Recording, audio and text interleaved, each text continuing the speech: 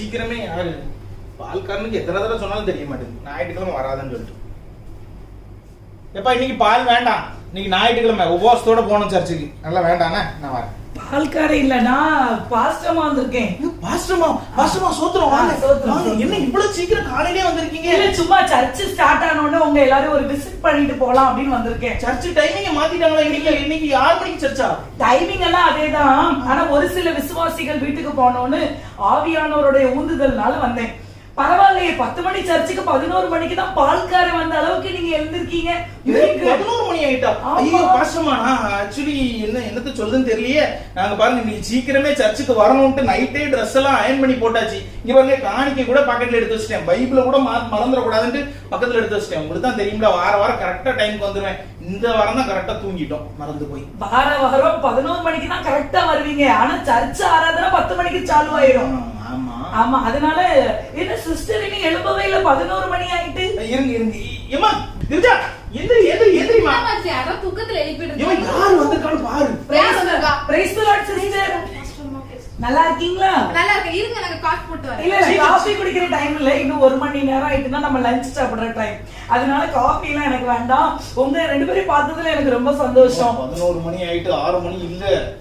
11 நல்லா பாருங்க, அது 9 மணி தான் திருப்பி வச்சிருப்பீங்க. ஏமா அந்த வாட்ச் ஓடற பாஸ்டர் மட்டும் சொல்லு. மணி 11 மணி சிஸ்டர். பாத்தீங்களா, அந்த உங்க வாட்ச் ஓடலன்னு நினைக்கேன். சீக்கிரமா கிளம்பி வாங்க. மெசேஜ் டைம்லயாவது வந்துருங்க. என்ன போயிட்டு வரோம். பாஸ்டர்ட்ட சொல்லிராங்க, இந்த ஒரு தடவை மன்னிச்சிருங்க, நாங்க கரெக்ட்டா அடுத்த வாரத்துல இருந்து வந்துருவோம். முதல்ல அனுப்புனதே பாஸ்டர் தான், மகாராஜா கிரிஜா சிஸ்டர் வீட்டுக்கு போயிட்டு வாங்கன்னு. பரவாயில்ல, சூப்பரான ஃபீட்பேக் கொடுத்துடலாம் பாஸ்டர். சரி பாஸ்டர்மா, தேங்க்யூ. நான் எல்லாம் கிளம்பியாச்சு. இந்த அலாரம் வாய் இருந்தா கூட அலம். ஜான்சி எம்மா, என்னங்க காணும் கதல எழுப்பிக்கிட்டே இருக்கதான் உங்களுக்கு வேலை? இந்த அலாரம் வாய் இருந்தா கூட 8:05 ஒரு அலாரம், 8:10 ஒரு மணி, 8:45 ஆயிட்டே. அலறுனா அலறிட்டு போகுது, நீங்க எதுக்கு அலறுதிய? நேற்று சர்ச்சில் ரொம்ப அலறி ஆயத்த கூட்டத்துல ஜோமன் ஆண்டவர் எல்லாரும் 10 மணிக்கு சர்ச்சுக்கு வந்துடணும்னுட்டு. இப்ப நீ இப்படி படுத்து தூங்குற? நீ சர்ச்சில் எல்லாரும் தானே அலறி ஜோம் பண்ணாவ, எல்லாரும் தான் 10 மணிக்கு வாராவ. உங்க வேலையை பார்த்துட்டு போங்க. நான் தூங்க உறுதியெல்லாம் என்னைய நீங்க 9:30க்கு எழுப்புங்க.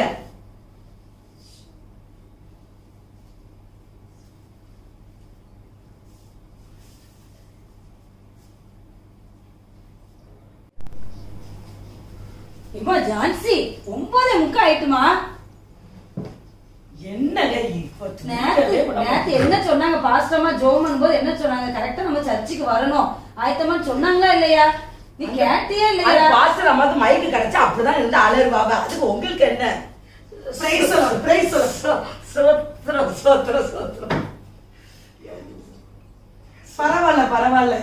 பரவாயில்ல. கர்த்தருமா எனக்கு உங்களை மாதிரி ஆளுகளை தந்தா ஏசப்பாக்கு நன்றி சொல்றேன். அது ஒண்ணும் இல்ல, கொஞ்சம் தூக்கத்துல அப்படி இல்ல என் முன்னால சோத்துறோம், பின்னால பொம்பளை. பாஸ்டர் நல்லா இருக்காங்க? எல்லாரும் நல்லா இருக்காங்க. எல்லாரும் நல்லா சாப்பிட்டுட்டு போங்க. இல்ல வேண்டாம். எப்படி நீங்க சாப்பாடு ரெடி பண்றதுக்குள்ள நமக்கு மத்தியானம் லஞ்ச் வந்துடும். மணி 10 மணி ஆகுறதுக்கு 10 மணி ஆயிட்டு இன்னும் நீங்க தூங்கி தான் முடிச்சிருக்கீங்க. இப்ப கிளம்பி வந்துடுவேன். சீக்கிரம் கிளம்பி வாங்க பிரதர். நீங்க தான் பொறுப்பா நின்று உங்க மனைவியை ரெடி பண்ணி டக்குன்னு சர்ச்சுக்கு கூட்டிட்டு வரணும். ஏன்னா ஆலயத்துக்கு போகும்போது நம்ம நெருகுசாரமா இருக்கக்கூடாது. பாஸ்டர் பாருங்க, பாஸ்டர் தான் சொன்னாங்க ஒவ்வொருத்தவங்க வீட்டுக்கு போயிட்டு வாங்க, ஒரு சில விசுவாசிகள் இப்படி இருக்காங்கன்னு. ஆனா நீங்களும் அந்த லிஸ்ட்ல இருக்கீங்கன்னு நினைச்சு எனக்கு ரொம்ப வேதனையா இருக்கு. அடுத்த வாரத்துல இருந்து நீங்க மாறிடுவீங்கன்னு நான் நம்புறேன். கண்டிப்பா பாஸ்டர் சிஸ்டர். பாஸ்டர் அம்மா வந்திருக்காங்கன்னு முதல்ல எழுப்பும் போது என்கிட்ட சொல்லலாம்ல. எங்கம்மா சொல்ல விட்டா? எழுப்புறதுக்குள்ள அலறிட்டா. இப்ப அவ முன்னாடி ஏசிட்டாங்க, என்ன நினைப்பாவ என்னைய பத்தி? நீ இப்படி ஏசுவான்னு யாரு கண்டா? முதல்ல தான் வந்தாவ. நான் ஃபர்ஸ்ட் எழுப்புனேன்ல உன்னை 8:45. முதல்ல எப்ப வந்தாவ? முதல்ல எழுப்பும் போது தான் வந்தாங்க, வந்துட்டு போனாவ. அறிவு இருக்காங்க உங்களுக்கு? அறிவு இருக்கா உனக்கு? நானும் நீங்க என்கிட்ட அடி வாங்கியே விடு. என்னங்க உனக்கு இதே பொழப்பாயிட்டு? சண்டே சர்ச்சுக்கு போறனே சண்டை போட்டுட்டு வா. போவதான் போங்க. நீ வந்தாவ வராட்டி போ. பாப்பா ஏ இன்னும் தூங்கி இருக்கிய? எந்திங்க பாப்பா, எந்தி பாப்பா, எந்திங்க. மணி எத்தனை மணி ஆகுது? 10 மணி ஆகுது, இன்னும் தூங்கிட்டு இருக்கிய? அழாத. நீ காலையிலே எந்த அழுது, இங்க நீ அழுவா, அங்க சர்ச்சுக்கு போனா அங்க எல்லாருக்கும் வந்து அழுவாவ. என்ன நடக்குது வீட்டுல? ஜோயிலு எந்திங்க, சர்ச்சுக்கு போனல. உங்க அம்மா இங்க குளிக்க போயிட்டாளா? இனி அவ 10 மணி 11 மணி வரைக்கும் குளிப்பா. காலையில எந்திரிச்சு கடைக்கு போய் ஜாமனை வாங்கி சோறை பொங்கி குழம்பு வச்சு கூட்டு வச்சு எல்லாம் செஞ்சு நான் பரப்பிட்டேன். நீங்க என்ன தூங்கிட்டே இருக்கீங்க? என்ன செய்ய எந்திங்க சட்டி போனோம்ல பல்லுக்குங்க தம்பி போய் ட்ரெஸ் எடுத்துட்டு போ வேகமா போயிடு. எவ்வளவு ஆனந்தே இன்னும் குளிச்சுட்டு இருப்பா. 1 மணி நேரம் பாத்ரூம்ல உட்காந்துட்டு இருப்பா. போங்க போங்க வேகமா போய் பிள்ளைங்க ஒரு வேலை வீட்டுல செய்யறது கிடையாது. ஞாயிற்றுக்கிழமை வேலையா செய்யலாம்ல.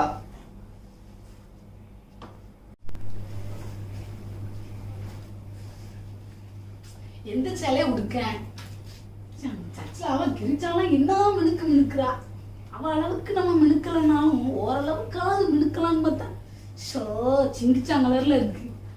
மா வீல வச்சிருந்து ஒரு சேலை எடுத்து முடிதான் என்னட்ட எடுக்க ஒன்றும் சரியில்லை. ஷோ மா எவ்வளவு ஆனந்தி இன்னும் பரவாயில்லையா நீ? மாஸ்டரம்மா வந்திருக்காங்க. பாஸ்டமா வந்துட்டாங்க. என்ன தானே பண்ணி என்ன மணி 11:15 ஆயிட்டு இன்னும் நீங்க கிளம்புற மாதிரி இல்ல? இந்த கிளம்பிட்டோம் இருங்க கிளம்பிட்டோம். இல்ல இப்பதான் சேலையெல்லாம் எடுத்து போட்ட மாதிரி இருந்துச்சு. என்ன சேலை உடுக்கன்னு? இல்ல அது சும்மா அடிக்கடி பழகன சுடிதார தான் வர போறோம். பரவாயில்லை வாங்க வருவோம். சர்ச்சு ஆராதனை 10 மணி, மணி 11:15. நம்ம ஆண்டவரை தொழுது கொள்ற இடத்துக்கு நம்ம போகும்போது நிர்விசாரமா நம்ம இருக்கவே கூடாது. பாஸ்டர் சங்கீதம் 85ல எவ்வளவு அழகா நமக்கு எக்ஸ்பிளைன் பண்ணாங்க தெரியுமா? 6 மாசத்துக்கு ஒருக்காதான் கோராகின் புத்திரர்கள் எல்லாருமே ஆசரிப்பு கூடாரத்துக்கு போகணும்னு வாஞ்சியோட இருந்தாங்களாம். ஆனா பக்கத்திலே சபை, டெய்லி பிரேயரு, சபை திறந்தே இருக்குன்னு சொல்லிட்டு ஒரு நிர்விசாரம் வந்துருது. என்ன பிரதர், என்ன சிஸ்டர்? ஆனா சொல்றேன் இல்லைங்க. சரி பரவாயில்ல, சீக்கிரம் வாங்க, மெசேஜ்க்காவது வந்துருங்க. என்ன? ஓகே ஓகே போயிட்டு வரேன். அம்மா பாஸ்டர் அம்மா உடுத்துக்கிற சேலை நல்லா இருக்கலாம். பாஸ்டமா கேவலப்படுத்துற அளவுக்கு நீ வச்சுக்கிட்டாங்க. காலை எத்தனை மணிக்கு முடிப்பீங்க? எத்தனை மணிக்கு தான் வேலை செய்வீங்க? ஒரு வேலை வீட்டுல செய்யறது கிடையாது. வேலையே கிடையாது. பாஸ்டர் அம்மாக்கு வீட்டுல என்ன வேலை? அவளோட வேலை நாங்க இழுத்து போட்டு நீ பாத்தியோ அவங்க என்ன வேலை செய்யறாங்க சொல்லி நீ பாத்தியோ? கப்போடு ஃபுல்லா இவ்வளவு சேலை அடிக்க வச்சு ஒரு சேலை எடுத்து கட்டுறது செட் ஆகல. நீங்க என்னத்த சேலை எடுத்து வந்திருக்கீங்க? தள்ளி போங்க. நீங்க பாஸ்டர் அம்மா சேலை நல்லா இருக்கலாமா? ஆனா இதுக்கு போயிட்டு பச்சை கலர் ப்ளவுஸ் போடுங்க, ரெட் கலர் ப்ளவுஸ் போடுறது இன்னும் இந்த பொம்பளை எல்லாம் சேலை சேலைன்னு அழகே போல இருக்கு. எடுத்து ஒரு சேலை கட்டிட்டு சீக்கிரம் வாயாண்டி. 10 மணிக்கு 6 மணிக்கு போனது 11 மணி கிடைச்சுக்கிட்டே.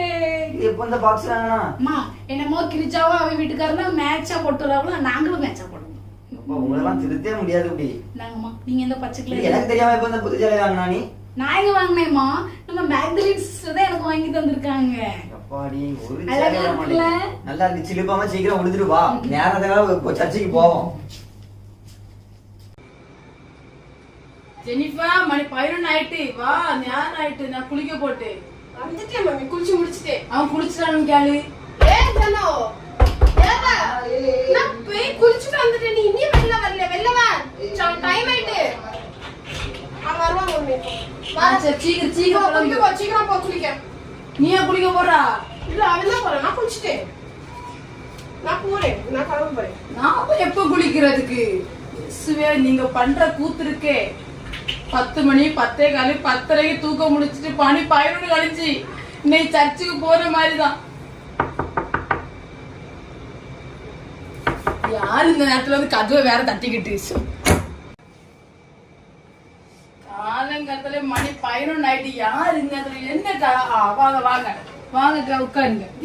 இன்னும் பிள்ளைங்க குளிச்சுட்டு வரலன்னா நீ எப்ப குளிச்சு எப்ப சர்ச்சு போய் எனக்கு என்ன டென்ஷன் ஆகுது தெரியுமா? 10 மணிக்கு சர்ச்சு 10-11 வரைக்கும் போக முடியாது போல எனக்கு. சரி நான் வேற நீங்க போகலையா? எனக்கு உடம்பு சரியில்லைக்கா. எனக்கு ஒரே காய்ச்சல், 2 நாளா ஒரே வாந்திக்கா. விசேஷமா? சும்மா இருங்கக்கா. இங்க மனுஷனுக்கு வைரல் காய்ச்சல் பரவிட்டு இருக்குல்ல, அதுதான். அதனால வாந்தி. நீங்க சாப்பாடு எதுவும் செஞ்சீங்களா? ஆமா நான் சமையல் வேலையெல்லாம் முடிச்சுட்டேன்க்கா. அதான் கொஞ்சம் 2 இட்லி வாங்கிட்டு போலாமேன்னு வந்தேன். போன வாரத்துல கதை கேட்டு அந்த பாஸ்டம்மா எங்க வீட்டு துப்புன்னு வந்து நின்றுட்டாவாக்கா. 11 மணிக்கா? எங்க எங்க வீட்டுக்கு வந்துடாம சும்மா கதையா இருக்காதுங்க. எனக்கு ஒரு பயமா இருக்கு. போன வாரம் வரல அவங்க எங்க வீட்டுக்கு வரல. சொல்ல முடியாதுமா. அது எப்ப பார்த்தாலும் திருடு வந்து நின்னாருன்றான். ஆடு வளர்ந்த அளவுக்கு அறிவு வளரல பாருங்க. அதுதான் குண்டா இருக்கு. மூளையில ஒண்ணுமே கிடையாது. அந்த பொம்பளை கண்ணுக்குள்ள இப்படியே விளக்கடை எடுத்துட்டு இப்படியே பாத்துக்கிட்டே இருக்கும். என்ன செய்யறாங்க? யாரு எத்தனை மணிக்கு வாரா என்ன யாருன்னு செலவா இருக்குக்கா. பிசினஸ்ல வந்துடவே கூட கொஞ்சம் 2 சாம்பார் கொஞ்சம் தாங்கக்கா. நீங்க மேல வீட்டுல போயிடுங்க, நான் குளிக்க போறேன் இப்போ. அப்படியா? ஆமா. யாருப்பா கது கட்டுறா? இருங்க நான் யாருன்னு பாக்குறேன்.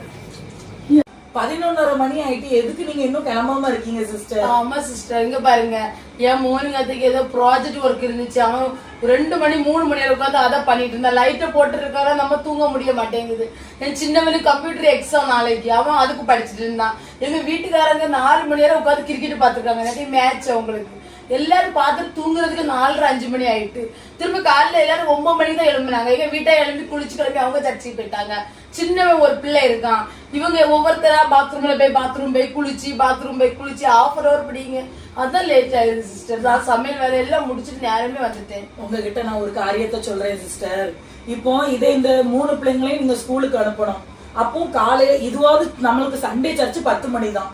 காலையில ஜெனிஃபருக்கு ஸ்கூல் எவ்வளவு இருக்கும், அந்த பையனுக்கு ஸ்கூல் எத்தனை மணி இருக்கும்? காலையில 7 மணி. அப்ப நான் 2 அடியை போட்டு தண்ணியை ஒரு வீட்டு எழுப்பி விட்டுருவேன். அதே மாதிரி தானே ஸ்கூலுக்கு கொடுக்கற கணம் தானே நீங்க சர்ச்சுக்கு கொடுக்கணும். பைபிள்ல அழகான ஒரு வசனம் சொல்லுது, புத்தி உள்ள ஸ்திரீ தன் வீட்டை கட்டுகிறாள், புத்தி இல்லாதவளோ அதை இடித்து போடுகிறாள்னு ஒரு வசனம் இருக்கு. நீங்க அது மீதி இருக்கிற 5 நாளும் 6 நாளும் உங்க ஸ்கூலுக்கு கொடுக்கற முக்கியத்துவத்தை சர்ச்சுக்கு கொடுக்க மாட்டீங்கல்ல. அப்ப நீங்க சர்ச்சை நீங்க அற்பமா தானே சிஸ்டர் நினைக்கீங்க. இதே நீங்க சாயங்காலம் 6 மணிக்கு டியூஷன் எடுக்கீங்க, ஏன் அந்த 6 மணிக்கு டியூஷன் எடுக்கும் போது நீங்க 5:45 உட்காந்துருவீங்க, அப்படிதானே? ஏன்னா பேரண்ட்ஸ் வருவாங்க அப்படின்னு. ஏன்னா 10 மணிக்கு சர்ச்சுனா நீங்க 9:45 வர மாட்டீங்க, 11:30 வரீங்க. நான் சொல்றது எதுவுமே நீங்க மனசுக்குள்ள வைக்க கூடாது. ஏன் நான் சொல்றேன் அப்படின்னா, முதலாவது ஆண்டவருக்கு தான் நம்ம கனத்தை கொடுக்கணும். நம்ம அவரை முதலாவது தேவனுடைய ராஜ்யத்தை தேடுங்கள், அப்பொழுது இவைகள் எல்லாம் உங்களுக்கு கூட கொடுக்கப்படும் உங்களுக்கு வசனம் சொல்லுது. முதல்ல தேவனுடைய ராஜ்யத்தை தேடுங்க. இந்த சிஸ்டர் கிட்ட நேற்று போன வாரம் நான் வந்தேன். ஆனா அந்த வார்த்தையை கூட அவங்க கேட்காம இன்னைக்கும் 11:30 வரை ஆக்கியிருக்காங்க.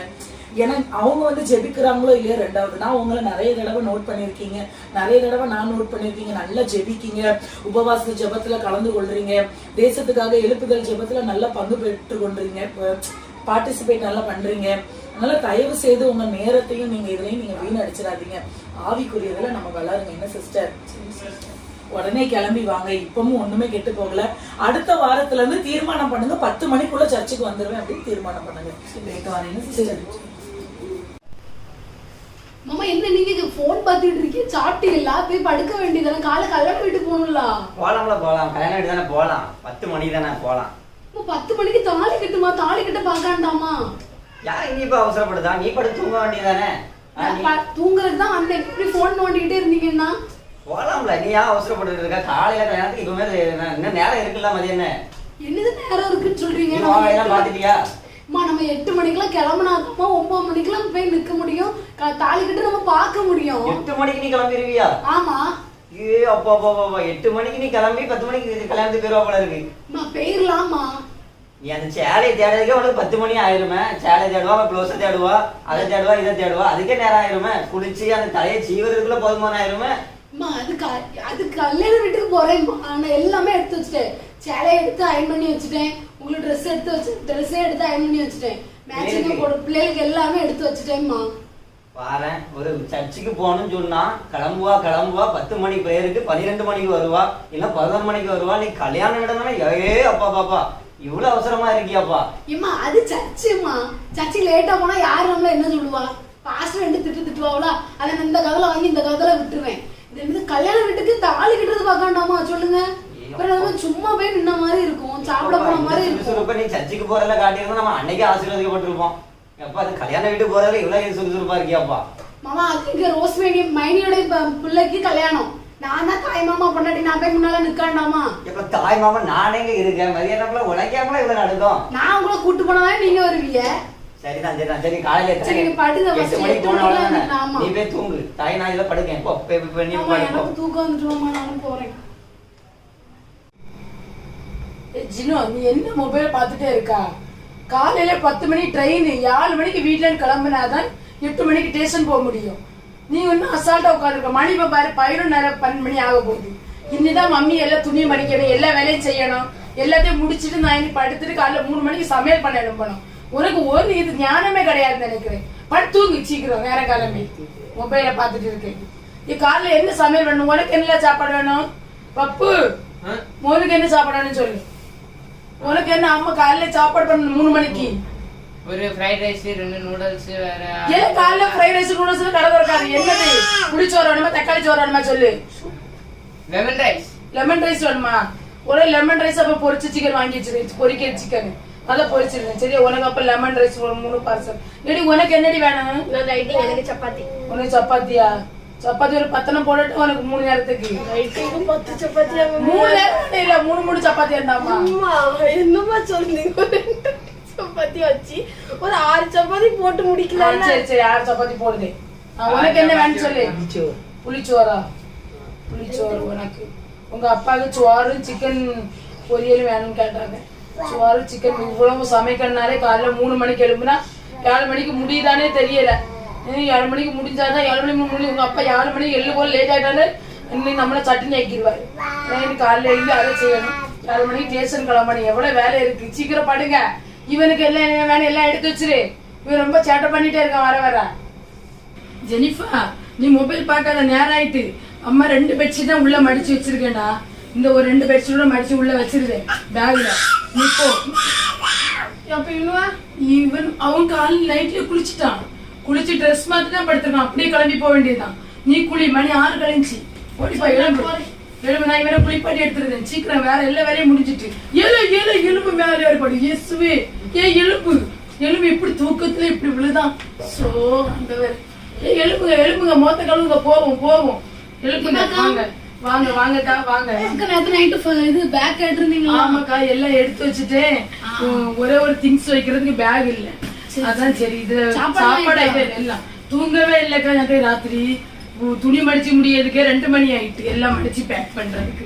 திரும்ப எங்க தூங்குறதுக்கு அப்படியே சமையல பண்ணி எல்லா வேலையும் முடிஞ்சிட்டு தூங்கவே இல்லை. நீ ட்ரெயின்ல போய் கொஞ்சம் அதுதான் நீங்க எப்ப கிளம்புறீங்க? நான் இப்ப 6 மணிக்கு கிளம்பணுமா? கிளம்புனாதான் 8 மணிக்கு அங்க ஸ்டேஷன் போய் சேர முடியும். எத்தனை மணிக்கு? 10 மணிக்கு ட்ரெயின். 2 மணிக்கு முன்னாடி போனேன் இல்ல. 10 மணிக்கு தானே ட்ரெயின். ஒரு 9 மணிக்கு போனாங்க. இல்ல 2 மணிக்கு முன்னாடி போய் அங்க உட்கார்ந்தாதான் நல்லா இருக்கும் ஸ்டேஷன்ல. சர்ச்சுக்கு நம்ம போனா மட்டும் நம்ம எவ்வளவு லேட்டா போறோம். சர்ச்சுக்கு இது நம்ம ட்ரெயின்ல போய் தூங்கிக்கிறோம். சர்ச்சில் போய் அங்க போய் தூக்கம் வந்துட்டே இருக்கும். அது கரெக்ட் தாங்க. நம்ம சர்ச்சுக்கு போனோம்னு வச்சாங்க தூங்கி எழுப்பி லேட்டா போவோம். போன வாரத்துல நான் சர்ச்சுக்கு வந்து சீக்கிரமா போயிட்டேன்க்கா. கரண்ட் வேற போயிட்டு படுத்து நல்லா தூங்கிட்டேன்க்கா. பின்னால உட்காந்துருப்பேன் பத்திலாம். கரண்ட் போயிட்டு ஒரு 1/2 மணி நேரம் நல்லா தூங்கிட்டு. அந்த வகையிலமா என்ன தண்ணியா வடிச்சிச்சு வேர்த்து உடம்பெல்லாம் அந்த தூங்குனீங்களா?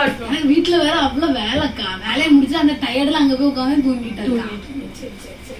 சரிதான் 12 மணி நேரம் தூங்கிட்டு திரும்ப அங்க போய் தூங்கி இருக்கீங்களா நீங்க? அதுக்குதான் நான் இப்ப என்ன பண்றேன்னா 12 மணி நேரம் வீட்டுல தூங்கிட்டு ஒரு 12:30 போன வச்சாங்களா 1/2 மணி நேரத்துல அவங்க தூக்கவும் வராது ஒண்ணும் வராது. அப்புறம் வந்துடுறேன். ஆமா சரி சரி சரி சரி சரி அப்படியே இருங்கக்கா அப்படியே இருங்க. சரி சாப்பாடு என்ன செஞ்சியா? சாப்பாடு எல்லாம் பண்ணிட்டேன். எல்லா பிள்ளைகளுக்கு ஒவ்வொருத்தரும் ஒவ்வொரு சாப்பாடு சொன்னாங்க. எல்லாம் பண்ணி ரெடி பண்ணி எல்லாம் வச்சு பேக் பண்ணி வச்சு. இன்னும் இதுல கொஞ்சம் ஃப்ரூட்ஸ் கொஞ்சம் பேக்கரி ஐட்டம் எல்லாம் வாங்கி வச்சிருக்கேன். அதெல்லாம் உள்ள பேக் பண்ணணும். நான் 7 மணிக்கு குளிக்கணும். ஒரு 1/2 மணிக்கு ஒரு வேலைக்காக்கா 7 மணிக்கு முன்னாடியே கிளம்பணும். அப்பதான் கிளம்புங்க. சரியா? அப்ப நான் கிளம்புறேன். சரி சரி. எவ்வளவு நேரம் ஆயிடுச்சு. எவ்வளவு நேரம் ஆகுது ஒரு போனுக்கு ரீசார்ஜ் பண்ண. எப்படி டிஃபனை வச்சுட்டு போயிருக்கிய? ஒரு அறிவே கிடையாதம்மா இவளுக்கு. ஹலோ வேலைக்கு லேட் ஆயிட்டுங்க. எங்கெங்க போனீங்க? ஒரு ரீசார்ஜ் உங்களுக்கு பண்ணதுக்கு எவ்வளவு நேரம் ஆகுது? நீங்க போய் 3/4 மணி நேரம் ஆகுது. என்னது கடையை விலைக்கு வாங்கிக்கிட்டு இருக்கீங்களோ? இந்த பாருங்க எனக்கு லேட் ஆயிட்டு. 3 நாள் லேட்டா போனா 1 நாள் சம்பளத்தை வெட்டிடுவான். சீக்கிரம் வாங்க 5 நிமிஷத்துல வரணும் எனக்கு. ஆஹா சரி போனை வைங்க போனை வைங்க. இந்த பாருங்க இப்படி ரொம்ப அதிகமா என்கிட்ட பேசிக்கிட்டு இருக்காதுங்க. என்னது என்ன? அது ஏன் இஷ்டம். சர்ச்சுக்கு நான் எப்படி கிளம்புவோனோ அப்படிதான் கிளம்ப முடியும். எனக்கு ஒரு நாள் தான் எனக்கு லீவு. அன்னைக்கு நான் ரெஸ்ட் எடுப்பேன். 12 மணி வரை ரெஸ்ட் எடுப்பேன். ஆண்டவரை என்கிட்ட வந்து ஒன்றும் சொல்லலை. நீங்க என்னங்க பேசிக்கிட்டு இருக்கீங்க? இதெல்லாம் நீங்க பேசாண்ட எனக்கு. அது ஆண்டவரும் எனக்கும் உள்ளது. 12 மணி தான் நான் சர்ச்சுக்கு போவேன். அதை என்ன நெத்தியில அடிச்சுக்கிட்டீங்களா? வீடு வந்து சேருங்க சீக்கிரமா. வேலைக்கு லேட் ஆயிட்டு வர லேட் ஆயிட்டுன்னா நான் போயிருவேன். இன்னைக்கு மீட்டிங் இருக்கு எனக்கு. வைக்கேன். எவ்வளவு ஒரு டிஃபன் எடுத்து பேக்குள்ளே வச்சிருக்காங்களா? ஆண்டவராகிய இயேசு கிறிஸ்துவின் நாமத்தினாலே உங்களுக்கு அன்பின் வாழ்த்துக்கள். மறுபடியும் ஒரு குறும்படத்தின் மூலமாக உங்களை சந்திப்பதில் மிக்க மகிழ்ச்சி அடைகிறோம். தொடர்ந்து இந்த ஊழியத்துக்கு நீங்கள் கொடுத்து வருகிற ஆதரவுக்காக நான் கர்த்தரை துதிக்கிறேன். லட்சக்கணக்கான ஜனங்கள் மத்தியில் ஆண்டோடைய வார்த்தை கடந்து போகிறதை எண்ணி அநேக ஜனங்கள் அமைத்த தவறுகளை உணர்ந்து தேவனுக்குள்ளே வளருகிறது எண்ணியும் நான் கர்த்தரை துதிக்கிறேன், ஸ்தோத்தரிக்கிறேன். தேவ பிள்ளைகளே, நிர்விஸ்வாரம் என்கிற ஒரு தலைப்பில் ஒரு நாடகத்தை நாங்கள் வெளியிட்டிருக்கிறோம். இதில் 2 விதமான காரியங்கள். தேவனுக்கு கொடுக்குற முக்கியத்துவம், அதே போல் உலகத்துக்கு கொடுக்குற முக்கியத்துவம். எதில் அதிகமாக நம்ம முக்கியத்துவம் கொடுக்குறோம், அது தேவனுக்கு பிரியமா இல்லையா என்பதை கொஞ்சம் நம்ம ஆராய்ந்து பார்க்க வேண்டியது அவசியமாக இருக்கிறது. இன்றைக்கி உலகம் ரொம்ப பிஸியாக ஓடிக்கொண்டிருக்கிறது. மனிதனுக்கு தூங்குவதற்கு கூட நேரம் இல்லாத அளவுக்கு மனிதன் ஓடிக்கொண்டிருக்கிறான். ஒரு எந்திரம் போல மனிதனுடைய வாழ்க்கைகள் மிக வேகமாக ஓடிக்கொண்டிருக்கிறது. இப்படி வேகமாய் ஓடிக்கொண்டிருக்கிற இந்த காலத்தில் தேவனை தேடுவது இன்னைக்கு அநேகருக்கு ஒரு முடியாத ஒரு காரியம் போல தோன்றுகிறது. ஆனால் கிறிஸ்துவர்களாகிய நமக்கு தேவன் வேதத்திலிருந்து நிறைய காரியங்களை எழுதி வைத்திருக்கிறார். இந்த உலகம் எவ்வளவு வேகமாக ஓடினாலும், நீங்கள் எவ்வளவு பிஸியாக இருந்தாலும், எவ்வளவு வேலை செய்கிறவர்களாக இருந்தாலும், கர்த்தருக்கு கொடுக்கிற ஒரு முக்கியத்துவத்தை நாம் கொடுத்தே ஆக வேண்டும். அதனால் நமக்கு என்ன பலன், என்ன ஆசீர்வாதம் என்பதை ஆண்டவர் தெளிவாக வேதத்தில் எழுதி வைத்திருக்கிறார். விசேஷமாக பரிசுத்த ஆராதனை என்கிற ஒரு காரியத்தை குறித்து சொல்லும் பொழுது, ஞாயிற்றுக்கிழமை ஆராதனை தேவன் நமக்காக வாரத்தில் ஒரு நாள் ஆண்டவர் நமக்காக கொடுத்திருக்கிறார். 7 நாட்களும் அல்ல, வாரத்தில் ஒரு நாள் ஆண்டவரை நாம் ஆராதிக்க வேண்டும். ஆண்டவருடைய சமூகத்தில் போய் அந்த வாரம் முழுவதும் ஆண்டு செய்த நன்மைகளை, பாதுகாத்ததை எண்ணி அவருக்கு நன்றி சொல்லி, வருகிற வாரத்தில் ஆண்டவரை நடத்தணும், அவருடைய கிருபை கூட இருக்கணும் என்று சொல்லி அவருடைய சமூகத்தில் போய் நன்றி சொல்லி அவரிடத்தில் அந்த பலனும் கிருபையும் வாங்கி ஆசீர்வாதத்தையும் வாங்கி நாம் வருவது தான் ஒரு கிறிஸ்தவர்களுக்கு கர்த்தர் கொடுத்திருக்கிற ஒரு காரியம். அதற்காகத்தான் ஆலயம். நம் பரிசுத்தமாய் வாழ்வதற்கும், நம் குறைகளை அறிக்கை பண்ணி நாம் தேவ சமூகத்தில் ஒப்புரவாகி பரலோகத்திற்கு வர வேண்டும் என்பது தேவனுடைய சுத்தமாக இருக்கிறது. ஏசாயா 58:13-14 நீங்கள் வாசிக்கும் பொழுது, என் பரிசுத்த நாளாகிய ஓய்வு நாளிலே உனக்கு இஷ்டமானதை செய்யாதபடி உன் காலை விலக்கி உன் வழிகளின்படி நடவாமலும் உனக்கு இஷ்டமானதை செய்யாமலும் உன் சொந்த பேச்சை பேசாலும் இருந்து ஓய்வு நாளை மனமகிழ்ச்சி நாளென்றும் கர்த்தருடைய பரிசுத்த நாளை மகிமை உள்ள நாளென்றும் சொல்லி அதை மகிமையாக எண்ணுவாயானால் அப்பொழுது கர்த்தரில் மனமகிழ்ச்சியாய் இருப்பாய். பூமியின் உயர்ந்த இடங்களில் உன்னை ஏறி இருக்கும்படி பண்ணி உன் தகப்பனாகிய யாக்கோபுடைய சுதந்திரத்தால் உன்னை போஷிப்பேன். கர்த்தருடைய வாய் இதை சொல்லிற்று. பாருங்க, ஆண்டுடைய வாய் சொல்லிற்று என்று சொல்லுகிறது. அதான் தேவன் நமக்கு கொடுத்திருக்கிற இந்த பரிசுத்த நாள், அதான் அந்த ஆராதனை நாள், ஞாயிற்றுக்கிழமை. இந்த நாளில் நமக்கு இஷ்டமானதை செய்யக்கூடாது.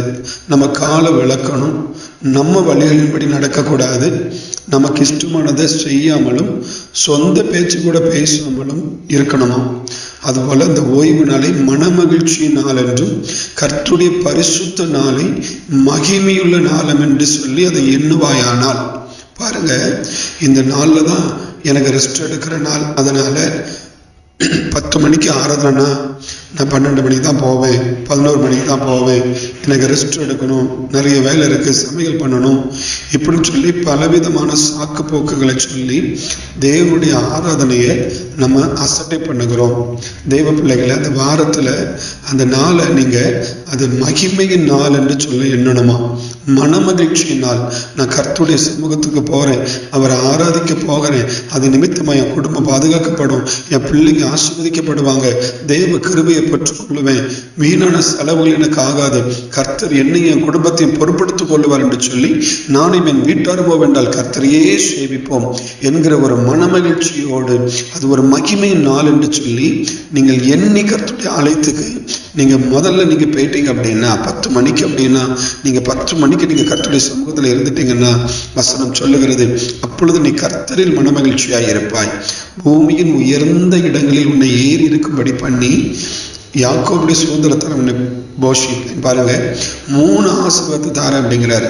மகிழ்ச்சியாக இருப்பாய், உயர்ந்த இடங்களில் உன்னை உட்கார பண்ணுவேன், உன்னை யாக்கோபுடைய சுதந்திரத்தில் உன்னை போஷிப்பேன். பாருங்க, ஒரு குறைவு நமக்கு வராதுன்னு சொல்லி ஆண்டவர் தெளிவாக சொல்லியிருக்கிறார். அப்போ நம்ம எப்படி நம்ம கர்த்தருடைய ஆராதனைக்கு முக்கியத்துவம் கொடுக்கணும் பாருங்க. நம்ம ரொம்ப சர்வ சாதாரணமாக நம்ம நேரத்தை என்ன பண்ணுறோம், வீண் பண்ணுறோம். அந்த குறித்த நேரத்துக்கு போகிறதில்லை. சிலவங்க ஆராதனை பிடிக்காது, எனக்கு செய்தி வேலை தான் பிடிக்குன்னு சொல்லிட்டு அந்த செய்தி நேரத்துக்கு போகிறாங்க.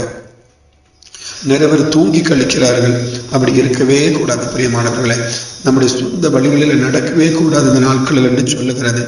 அது மாத்திரமல்ல, லூக்கா 10:16 சொல்லுகிறது, ஆண்டவர் சீஷர்களை நோக்கி சொல்லுகிறார், உங்களுக்கு செவி கொடுக்கிறவன் எனக்கு செவி கொடுக்கிறான், உங்களை அசட்டை பண்ணுகிறவன் என்னை அசட்டை பண்ணுகிறான், என்னை அசட்டை பண்ணுகிறவன் என்னை அனுப்பினவரை அசட்டை பண்ணுகிறான். பாருங்க, ஊழியக்காரங்க எவ்வளவோ சொல்றாங்க, ஊழியக்காரங்க சொல்லி சொல்லி பார்க்குறாங்க, ஆனால் கீழ்ப்படிதலே இல்லை. 10 மணிக்கு வாங்க, அதுதான் ஆசீர்வாதம். ஊழியர்களுடைய வார்த்தை அசட்டை பண்றது.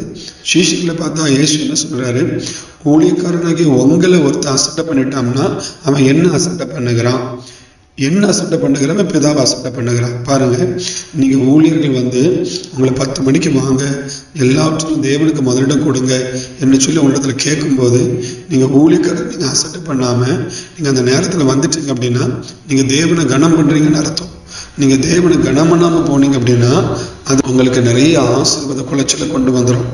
பாருங்க, சங்கீதம் 22:23, கர்த்தருக்கு பயப்படுகிறவர்களே அவரை துதியுங்கள், யாக்கோபின் சந்ததியாரே நீங்கள் எல்லாரும் அவரை கனம் பண்ணுங்கள், இஸ்ரவேலின் வம்சத்தாரே நீங்கள் எல்லாரும் அவர்கள் பயபக்தியாயிருங்கள்.